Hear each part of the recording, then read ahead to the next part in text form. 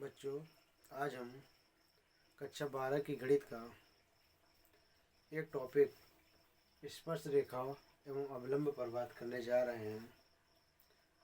ये अवकलन के अनुप्रयोग का टॉपिक नंबर 4 है। इसके पहले हमने भी उच्चिष्ट निम्निष्ट पर कॉन्सेप्ट बेस पर बात की थी। इसके पहले ये स्पर्श रेखा एवं अविलंब है। आज हम बात करने जा रहे हैं स्पर्श रेखा एवं अविलंब। तो देखिए, समझिए स्पर्श रेखा क्या होती है।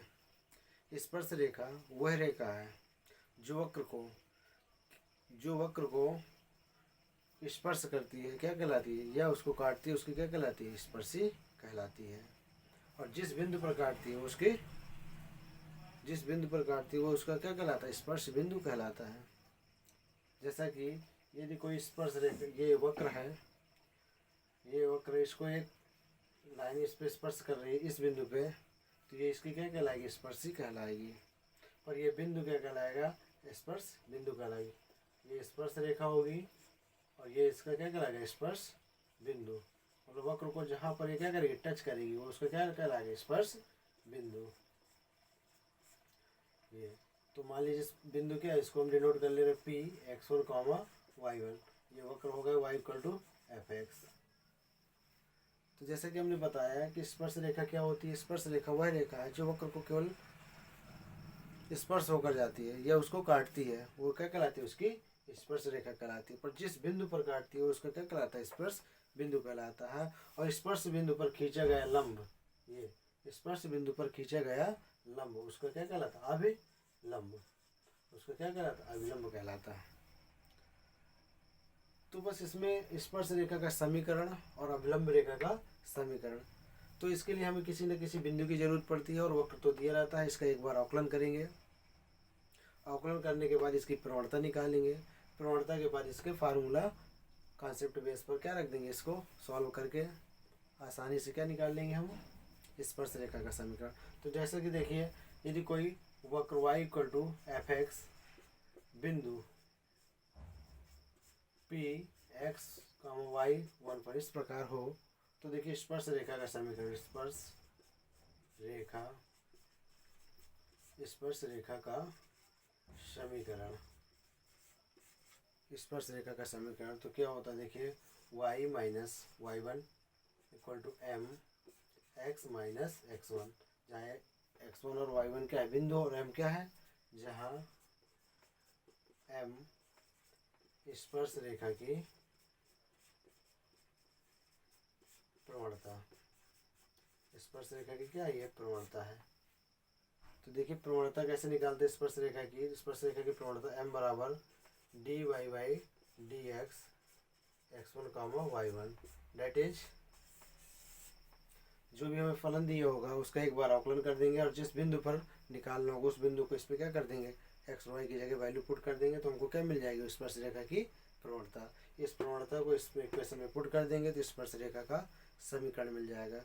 स्पर्श रेखा और विलंब में केवल थोड़ा सा डिफरेंस है। यहाँ स्पर्श रेखा की प्रवणता m ये होती है dy/dx x1, y1, बट वहाँ अविलंब रेखा का समीकरण सेम एज होगा, बस वहाँ पर अविलंब रेखा या विलंब का समीकरण जो होगा सेम एज होगा, बस प्रवणताओं का अंतर होगा। दैट इज जैसे y-y1 m x-x1, तो जहाँ m यहाँ पर क्या होगी, m अविलंब रेखा की प्रवणता, अविलंब रेखा की क्या होगी, प्रवणता होगी। दैट इज m बराबर होगा -1 dy/dx x1, y1, जहाँ स्पर्श रेखा की क्या होगी, है अवलंब रेखा की प्रवणता। इसको इसमें पुट कर देंगे तो एक नया फार्मूला क्या होगा, मॉडिफाइड हो जाएगा। m की जगह ये वैल्यू पुट कर देंगे, इसलिए हम सेम कॉन्सेप्ट पे रखते हैं m, और यहाँ पर भी हम स्पर्श रेखा और इसमें भी, बट दोनों की प्रवणताओं का क्या होता है, डिफरेंस होता है। इसकी प्रवणता निकलती है -1/dy/dx और इसकी स्पर्श रेखा की प्रवणता क्या होती है, m dy/dx x1, y1। तो देखिए यही दोनों हैं। तो हमने बताया कि स्पर्श रेखा किसी भी समीकरण का या कोई भी वक्र का स्पर्श रेखा या विलंब का समीकरण कैसे निकालते हैं, तो उसके लिए किसी न किसी बिंदु की जरूरत पड़ती है। तो उस बिंदु से तो हमें बस इतना समझना है कि इसके लिए अभी देखो ये न्यूमेरिकल जैसे हम करेंगे तो किसी में बिंदु हमें गिवन होंगे और किसी पे कंडीशन दी होगी तो बिंदु भी फाइंड आउट करेंगे।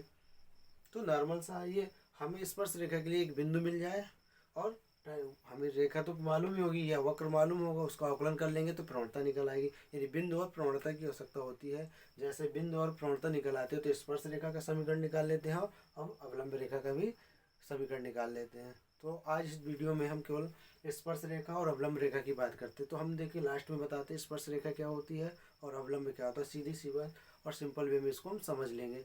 स्पर्श रेखा को बोलते हैं टेंजेंट लाइन और इसको बोलते हैं अवलंब को तो नॉर्मल बोलते हैं।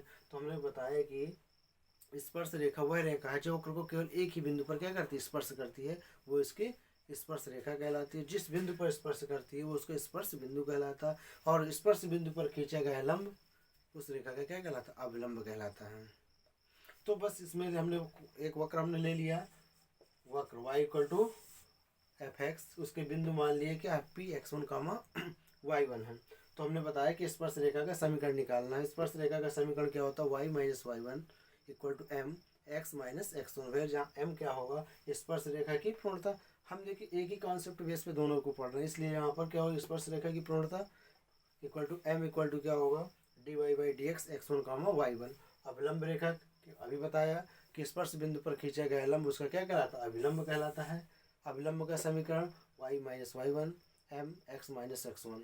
फिर जहाँ m अवलंब रेखा की पूर्णता होगी, अवलंब रेखा की पूर्णता कैसे निकालते हैं, -1 upon dy by D X x1 comma y1। जो बिंदु दिए होते हैं उस बिंदु को इस पर रख देते हैं और अवलंब रेखा की पूर्णता निकल जाती है।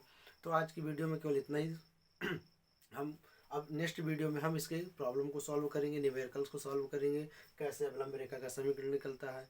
आज हम की वीडियो में केवल इतना ही कि स्पर्श रेखा क्या होती है, अवलंब रेखा अवलंब क्या होता है, स्पर्श रेखा का समीकरण क्या होता है, अवलंब रेखा का समीकरण क्या होता है। अब नेक्स्ट वीडियो में हम इसके प्रॉब्लम को सॉल्व करेंगे और 1-2 नंबर अपने सॉरी इसमें तो एक लॉन्ग भी आता है इससे यूपी बोर्ड की परीक्षाओं में, तो एक लॉन्ग भी यहाँ से हम फिक्स कर लेंगे।